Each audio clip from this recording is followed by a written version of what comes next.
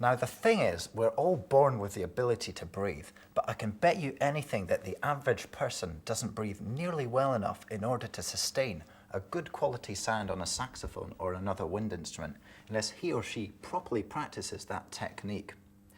The breathing aspect, as far as I'm concerned, is the single most important thing in sustaining a good quality sound on a sax. I think that so many beginners are under the illusion that all they need to do is waggle their fingers a bit and blow a little bit and hey presto, they've got a good sound. Well, it's not true. Try and think of the saxophone as an extension of your body. Remember, when a great singer produces a great sounding note, it's normally because all their breathing muscles are properly engaged in the process. And so often do I see beginners just take a shallow breath, filling up the upper part of their chest. And as a result, they produce a weak and unsustained tone. So the buzz phrase here is going to be deep breathing.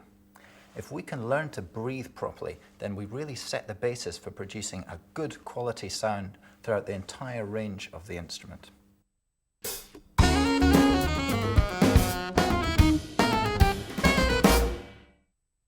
Okay, now it's time to talk about the diaphragm.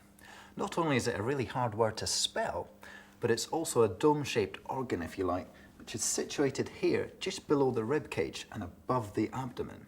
And the idea of the diaphragm is that when we breathe in, it's the thing that pulls down and draws air into the lungs. Now the funny thing about the diaphragm is that we don't have any direct experience of it, we only experience the effects of its use. However, it's controlled by the abdominal muscles, so this is the area to concentrate on when we're trying to perfect diaphragm breathing. One analogy I like to apply is that we see our diaphragm and our lungs, this whole cavity, as a giant balloon, so that when we breathe in, we try and fill up this giant balloon. Now we can try a few practice exercises.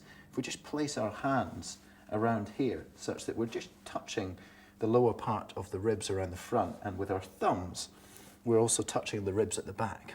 And as we try and take in a deep breath, we're going to try and feel some movement not only around the front, but also around the back.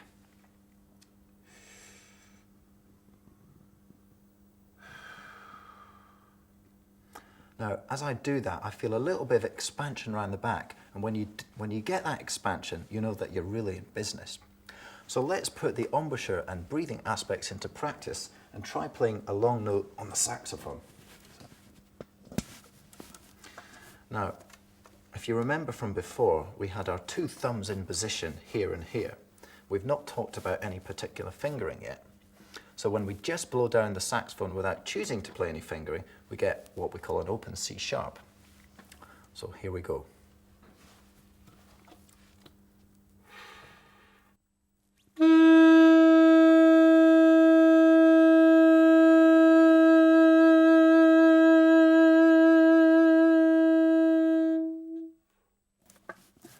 Now, some other key points to mention here.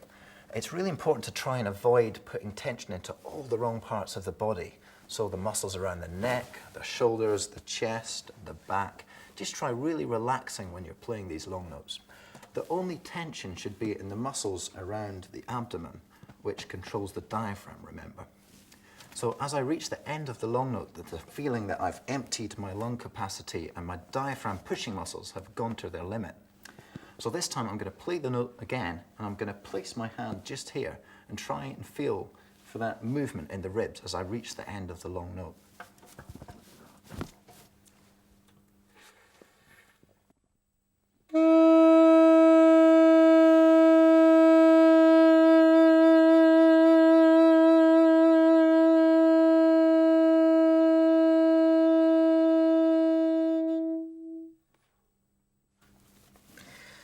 Now, it's also important to pay particular attention to how much mouthpiece you put in your mouth when you're playing.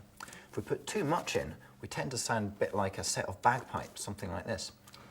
And if it's too little, then the sound can be weak and unfocused, fuzzy sounding.